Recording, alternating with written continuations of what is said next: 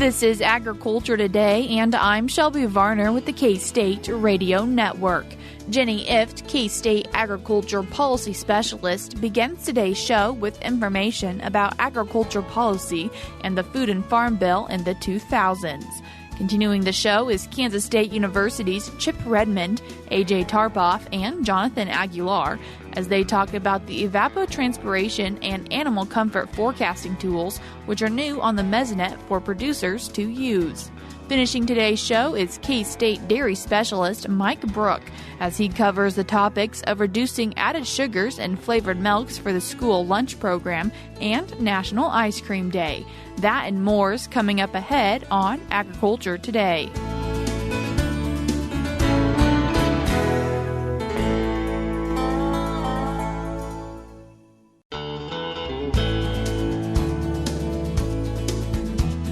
You're tuned in to Agriculture Today, and we start this Tuesday with some more Farm Bill information and kind of moving into more current times, but not quite exactly, starting in the 2000s. And to talk about it, we have K-State Agriculture Policy Specialist and Flinchball Agriculture Policy Chair, Jenny Ifft. Jenny, thanks for joining us again. Great to be here. Starting in the 2000s, talking about the government safety net. You know, in the 1990s, the government got out of the business of supply management, but they were still in the business of providing a safety net for a lot of U.S. agriculture. Today, there's three parts to this. You have your Title I, or your what's called commodity programs, standing and ad hoc disaster programs, and crop insurance programs. And Jenny, last time we talked about decoupled payments being a big part of the reform in the 90s, and are those still something we have today? We don't have them today, but they did last for a while. First of all, as a reminder to everybody, the idea of payments, subsidies being decoupled is that they're not related to current production decisions and they're not related to market conditions. So by the 2002 Farm Bill, there were decoupled payments, but the name changed. They became called direct payments. So some of our listeners may remember direct payments. And those were still fully decoupled, but you brought back some type of price supports, but it was partially decoupled. What this means, it was based on market conditions, specifically prices, but eligibility was based on historic production. So the idea is you still don't want people making their decisions of what they're going to produce in a particular year based on the Farm Bill. And so some groups wanted that price, some type of protection against prices. Some groups liked the decoupled payments. You could see this as a compromise. Did decoupled payments finally fully go away? And if so, what replaced them? So you had these decoupled payments, direct payments, until 2014. And after that, they were no longer in the Farm Bill. Now, decoupled payments, direct payments, they were popular in the sense that they weren't supposed to directly affect production decisions. And, you know, there was some accomplishments with the reforms in the 90s. But in negotiating for that 2014 Farm Bill, that was particularly tough negotiations. And those direct payments represented budget savings. So as that was being negotiated, if you took away direct payments, you could say you had budget savings in the Farm Bill. And so those decoupled payments ended up being portrayed as paying farmers for doing nothing. That was the politics. So that's why decoupled payments went away. They were replaced with partially decoupled payments, ARC, Agricultural Risk Coverage, PLC, Price Loss Coverage. You know, we still have those today. We do programs here at K-State Ag Econ to help producers decide which program to select to be in. Again, they're partially decoupled. Eligibility is based on historic production. So that idea that these federal programs shouldn't affect production decisions, we still have that today. Still a part of the Farm Bill. And speaking on the safety net portion of this, crop insurance is something that kind of has come about. Yeah, and a lot of times we refer to crop insurance as being the foundation or the pillar of the farm net. Almost all row crops or field crops grown in the U.S. are enrolled in the federal crop insurance program. And you also have, some specialty crops you have high participation. It's growing in others. You have something called whole farm revenue protection where you can insure whatever agricultural products are grown on your farm. You have products for forage producers and livestock producers as well. So livestock price insurance, livestock risk protection, a lot of forage products as well, rainfall index products. So that's a program that continues to grow in terms of what's available to different types of producers as well as increasing options for specific commodities. And how is crop insurance different than commodity programs? I'd say there's two big ways. The first way is that it has permanent funding. That means if the Farm Bill went away, crop insurance would still be funded. So it's the sort of idea that the funding is rooted in older legislation. So that's one important part of crop insurance. The other one is that when a producer buys a crop insurance policy, they're going to pay for part of the cost. The federal government's going to pay for part of the cost. But that crop insurance guarantee, those payments, they're going to be based for crops. They're going to be based on a producer's own yields. It's called their production history and current prices. So that crop insurance policy is providing a guarantee. It's providing protection that's economically relevant for producers in any given year. Whereas if you look at some of the commodity programs, say Title I, price loss coverage, you have to set the prices, the reference prices they're called. Those are set in legislation. Right now we have a high price environment, high expenses, so those prices don't necessarily provide a lot of economically relevant protection for producers of some commodities. So that's an important difference. And I feel like oftentimes when we talk about anything agriculture related, we get a lot of different acronyms. Yes. And speaking of acronyms, we have the disaster programs. Yeah, so there are a lot of disaster programs. Some of them are standing programs. So you can think for livestock, there's something called the Livestock Forage Disaster Program. Made a lot of payments in the past couple of years to producers who were grazing livestock in areas with drought. You have some for specialty crops, things like the tree assistance program. There's really quite a few of those. And there are also disaster programs that are ad hoc. And there's been a proliferation of those in recent years. You can go back to 2018 when you had the trade war with the Trump administration. So, the Trump administration was a big part of their foreign policy was putting tariffs on other countries. There was retaliatory tariffs on crops, agricultural goods. A lot of back and forth, and to protect farmers from the negative impacts of that, the Trump administration made payments, Margin Facilitation Program, MFP, and they used something called the Commodity Credit Corporation to make those payouts. What is the Commodity Credit Corporation? There's an interesting legal history to that, but essentially it's a funding vehicle for the Department of Ag.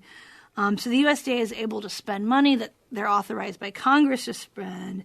They also have some discretion for things, and ultimately they'll get reimbursed by Congress. That discretion isn't guaranteed. Congress took it away during the Obama era, gave it back to the Trump administration for these market facilitation payments. But the difference was before the market MFP, before the trade war, the discretion was in the terms of magnitude of millions of dollars. With MFP, it became in the magnitudes of billions of dollars. Pretty significant difference there, and something that made a pretty significant difference in our lives that didn't just affect agriculture, but obviously an important aspect as we sit here talk is the pandemic. Definitely. And, Congress passed a lot of funds to help the general economy, not just agriculture, but agriculture was an important part of that. So there were a lot of ad hoc programs during the pandemic, even that are still going on today, that are related to those funds. And those were authorized by Congress. And those were historically very large payments. So, you have CFAP, Coronavirus Food Assistance Program, ERP, Emergency Relief Program, that, producers are still getting some funds today. And those were, those were historically very large payments and billions of dollars if you're looking across the U.S. So a lot of programs here that are related to the Farm Bill but are also outside of the Farm Bill. Yeah, there are a lot of programs today to help ag producers to manage risk, whether that's from markets, whether it's from low yields, from drought, from unexpected events like a pandemic. Crop insurance is the foundation. It's going to continue to grow. But a lot of these aren't reliant on the Farm Bill. So the Farm Bill is an important part of it, but crop insurance, it's on permanent funding. You have these ad hoc payments as well that aren't a part of the Farm Bill. And so we've worked our way through the 1900s. We're into the 2000s now. And where are we at? So, there's negotiations going on for the Farm Bill right now. The big question is it going to be reauthorized? Are we going to have a new Farm Bill? A lot of the debate is around the budget or the baseline. So how much money is available the congressional budgeting rules don't allow you to increase spending too much in existing areas of the Farm Bill. So a lot of the debate is around that. We're not done talking about the Farm Bill. We kind of now have gone through history to 2023, and it's called the Farm Bill oftentimes, but it's actually the Food and Farm Bill, and it's not just farming. Right. The bulk of the spending is on nutrition programs. It's a major social safety net program in the U.S., so we're gonna talk about that. Conservation programs are also a large share of the Farm Bill. So, Jenny, as we've had this conversation, we've once again worked through a lot of time periods. And what are some big things that you've seen and are standout points as we've made it all the way now to 2023? Well, the roots of the Farm Bill, we really focus on the safety net aspect, the farm safety net. The Farm Bill goes far beyond that today. The roots go back to the Great Depression when you had, suffering on farms across the U.S., and so the role of the Farm Bill was to alleviate that. The way the government did that was through price supports and supply management in commodity markets. So, for 6 decades, the Farm Bill debates tended to center on how do we manage the supply of agricultural commodities. The mid-1990s, the government got out of the business of supply management. There's still a large safety net today. Again, crop insurance, you have the commodity programs, crop insurance, and disaster programs.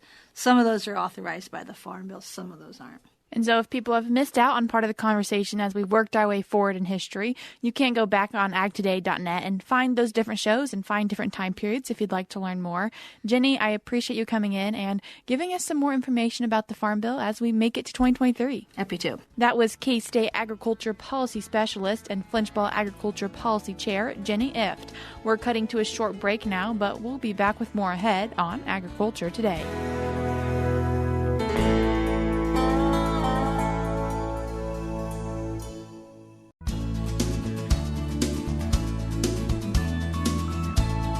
You're tuned back into Agriculture Today, and we continue our show now discussing some new Mesonet tools from Kansas State University. Those new tools are the Evapotranspiration Tool and the Animal Comfort Forecast. And in to talk about it, we're joined by 3 people: K-State meteorologist Chip Redmond, K-State irrigation specialist Jonathan Aguilar, and K-State Extension beef veterinarian AJ Tarpoff. We're going to start our conversation with evapotranspiration, but we'll also talk about the Animal Comfort Forecast. And Chip, getting started with you, how did this tool come about being on the Mesonet? We've had evapotranspiration data on our website to help producers make some irrigation decisions and at least provide some general guidance on what the environmental demands are for moisture, whether it's through the plant or through evaporation. And so we provide that daily. Folks could access it through our historical data page, and we would do it for both alfalfa and grass, so long and short crops. Why did you create this evapotranspiration, or why did you update it? Yeah, so we've had the same formula for quite some time, and actually since the webpage launched about 2012. And folks have been using it for a long time, and they've provided a lot of feedback as a result. And some of that feedback has been that they just thought it was overestimating the amount of evapotranspiration that was actually occurring based upon what they were seeing in the field, what the crop demands were, and then what was actually measured too. And so we made some modifications to the equation. We have more modern data loggers on our weather stations, so we can do different calculations than what we could do 10, 15 years ago. And so as a result, we're able to get a higher resolution, better an equation that would properly reflect the change throughout the day and be able to catch those peaks and those valleys and actually be able to put out a value. So we tend to result in being lower with ET on a daily basis now. And Jonathan, as someone who is probably utilizing this tool, how has it helped you and other producers? So evapotranspiration is really an important information for us because it gives us an idea of how much the water is being lost or being used up by the crops. And so in areas where we have the opportunity to be able to irrigate, we at least know when we should probably turn on the system, or at the same time, we could also know when to turn off that system if the profile or the crop is already have enough of that water. So the evapotranspiration is one of those feedback that many of the producers, irrigators in particular, are able to use to be able to estimate the water that the crops will need. So doing that with the better numbers for the evapotranspiration, more accurate numbers, we are able to dial down also the irrigation amount that we need to supply in the field. So in a general terms, we are able to conserve water with the use of the evapotranspiration. And this is a pretty new tool from the Mesonet, just a few months old. And so how do you plan to keep incorporating it into more and more of your practices? That is correct. So the updated evapotranspiration is relatively new. So we are going to, again, go out and tell the producers that, hey, we've got a better information here for your evapotranspiration, and you could use this in your accounting for that water in the field. We also do have a complementary app, we call it the CanSCED, that tries to balance the amount of water in the field. So basically the ET is almost like the withdrawal, and the irrigation is the deposit. And they will know at the end of the day how much is still left on the soil or in the field to be able to account to the water that they probably would need, or they could probably stop irrigating if there's still enough water in the field. Sounds like a tool the Mesonet put some time into to hopefully help Kansas producers. And another tool that the Mesonet has worked on and has recently come out with is the Animal Comfort Forecast. And so, Chip, once again, starting with you, why is this created? And it was an update from what was previously there.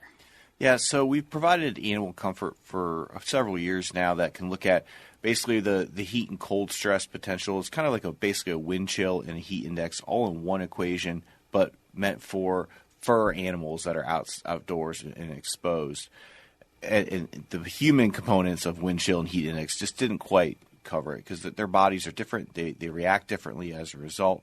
And so we provided current conditions and the last 7 days of historical data so producers could look at what the current value is, but by then it was just too late and they couldn't take proactive measures. And so another common feedback we got was they want to be able to know what it's going to be in the future. And looking around, there was a USDA product that went out 5 or 6 days using the National Weather Service data that was kind of available, would be hit and miss, and that product just wasn't available for the Central Plains or Kansas often enough for folks to be able to reliably make expectations or make better decisions from. So we went ahead and worked with several folks like AJ and built a product that just incorporated National Weather Service data into it and just basically plugged that data into the equation and spit out the next 7 days of what are we looking at? Are we looking at heat danger, cold danger, comfortable levels,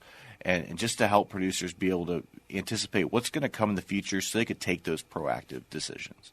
And AJ, I've talked a lot with you about animal comfort and the importance of it. And so what does this mean for you as a veterinarian, but also for Kansas producers? This tool is fantastic, and it really gives producers, veterinarians, managers of animals the opportunity to plan ahead.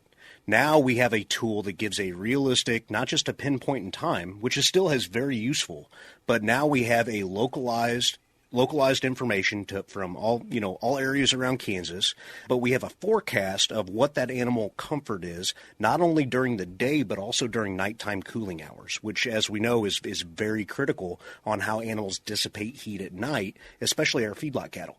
So now we have this localized information that is truly put into the Animal Comfort Index for cattle, but we're looking at that. But we have it out to 7 days. And the graphs are really easy to understand. They're very easy to use. That, Monday morning you can jump in and open up the Mesonet and you can plan ahead that say, hey, Tuesday or Wednesday and Thursday, we're going to have some elevated temperatures. We're going to have increased heat load on those animals. That gives us time to plan and implement some of those heat stress mitigation strategies prior to the event.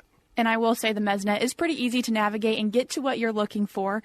And I want to also say that it talks about heat, but it also talks about cold for livestock. It is. It's hot and cold, and that's one very unique thing, that it goes hot to cold and everything in between, that we truly have those outputs, which is fantastic with the Mesonet. But we have those outputs regardless if it's cold stress, and it's during calving season in February, or it's coming into July and we have some heat stress mitigation that we might have to do. It gives us that outlook out to several days where we can plan ahead, get a plan in place, and be able to have that implemented before those stressors occur. So really encouraging producers, whether small or large, take the time to look at it and see, do I need to plan ahead? Maybe make sure I have shade and extra water for my livestock.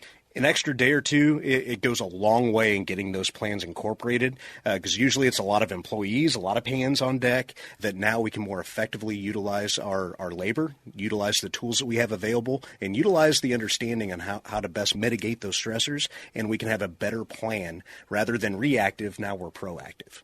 And Chip, the Mesonet has evapotranspiration, obviously, and the animal comfort forecast. However, it has many other tools. And so what are a few of those tools that you'd like to remind producers or people in Kansas about? Yeah, so we keep talking about the Mesonet, and you can access all that data on the website. That's mesonet.ksu.edu. And so when you get to that website, there's 3 bars in the top left. Click that, go to agriculture, and evapotranspiration and animal comfort are right there at the bottom of that second sub-menu that shows up. Other things on that page include like inversion monitoring, so if folks need to look at if it's safe to spray or not. And it's a good thing to know what the dispersion at a low level of the atmosphere to help hopefully not create drift issues.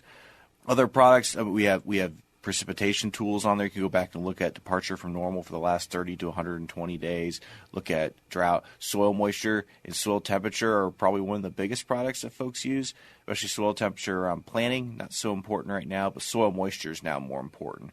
Great indication of drought. So there's a lot of things that are all weather and environmental driven that are available on there. You can play around hopefully for quite some time and hopefully acquire some products that you can utilize as you move forward. And there is for these 2 resources, there is a lot of data from past years also. Yeah, we have historical data, especially focused on the ET component. We can pull data back to the last 10, 15 years, basically when we started collecting the right data for it. The historical animal comfort is still only limited to 7 days, but we hope to change that in the future. Fantastic. Gentlemen, thank you so much all for taking the time to join me today and give some information about some cool tools that the Mesonet has worked on. Yep, thanks for having us. Thank you. Thank you. That was Kansas State University meteorologist Chip Redmond, and he was joined by Kansas State University irrigation specialist Jonathan Aguilar and K-State Extension beef veterinarian A.J. Tarpoff as they discussed the new Mesonet tools. If you'd like to find those tools, you can do so by going to their website at mesonet.ksu.edu. The spelling of that website is MESONET.ksu.edu. We will also link that in today's show notes, which, as always, you can find on agtoday.net. If you're reaching your destination and don't want to miss out on the rest of today's show, or have missed some previous shows that you'd like to catch up on, you can also find those on agtoday.net. We're cutting to a short break now, but we'll be back with more ahead on Agriculture Today.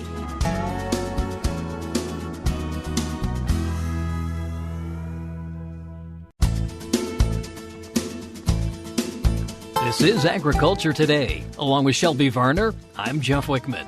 We end today's program with a couple of milk lines this week from K-State dairy specialist Mike Brouk, starting with the milk lines that didn't air last week due to the July 4th holiday. Today I'd like to visit with our Kansas dairy producers concerning some changes in the school nutrition program that may affect us in the dairy industry. You know, for many years, flavored milks have been something that has been utilized in school lunch programs and more recently in the breakfast food programs that many schools participate in. One of the issues that has arisen is the fact that there are added sugars when we start talking about flavored milk. While flavored milks are very highly desired by students of all ages, it does come with the fact that there are some added sugars to these products.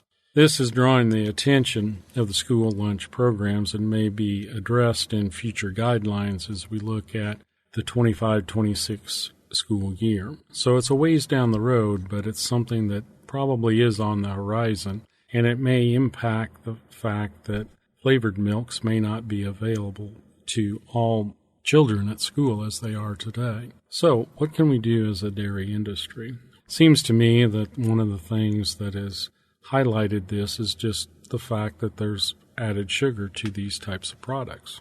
So what are the alternatives? Are there ways that we can create flavored milks that have less sugars? We have a lot of technology out there that we could utilize. And as we think about this, maybe it's time for us to get our heads together and figure out what we can do to create a flavored milk that would contain less sugar. Now, mouthfeel is going to be very, very important, but I think that's probably achievable. We just need to work with our food scientists to figure out how can we create a flavored milk that actually does not contain added sugars or contains far less added sugar than what we have today. I think it's probably possible. So one of the things we may have to push in the future as dairy producers so that we actually do have a market for the milk that we produce every day is to push our co-ops and other groups that we fund through our checkoff dollars to consider how they can create a product that might fit into the guidelines that are being used in our school lunch programs. School lunch programs are a very important way to get dairy into young consumers, and it's very nutritious. Even the flavored milks that contain the added sugars are nutritious. It's just that added sugar has fallen to the wayside for many people, and they would like to see other products out there that do not contain added sugars. This includes parents of those children that are fed through our school lunch programs and breakfast programs.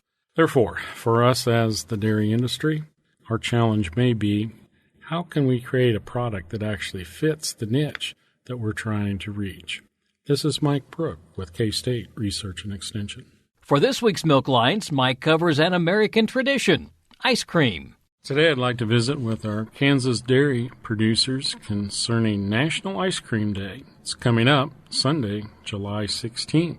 When you look at ice cream consumption, Americans are the number one consumers of ice cream around the world, and we consume somewhere around 48 pints of ice cream per person every year. That's a lot of ice cream, folks. New Zealand ranks second to the United States in ice cream consumption. As you look at the favorite flavors of ice cream here in the United States, about 28% prefer vanilla, chocolate about 14%, strawberry about 3%, chocolate chip about 3%, and hey, my favorite, butter pecan, is just a little under 3%. So as we think about ice cream in the United States, there's lots of different ways that we enjoy ice cream. One of my favorites actually is vanilla ice cream topped with fresh strawberries. Kind of hard to beat that on a hot summer day. So I want to give you a little bit of a suggestion as dairy farmers. Gather some friends on Sunday, July 16th, and enjoy and celebrate National Ice Cream Day. You can invite them to bring their favorite toppings along. You provide the ice cream. Be a great way to celebrate something that is very American and something that's very important to our dairy industry. This is Mike Brouk with K-State Research and Extension. Thanks, Mike. And that'll do it for this edition of Agriculture Today. For Shelby Varner, I'm Jeff Wickman. This is the K-State Radio Network.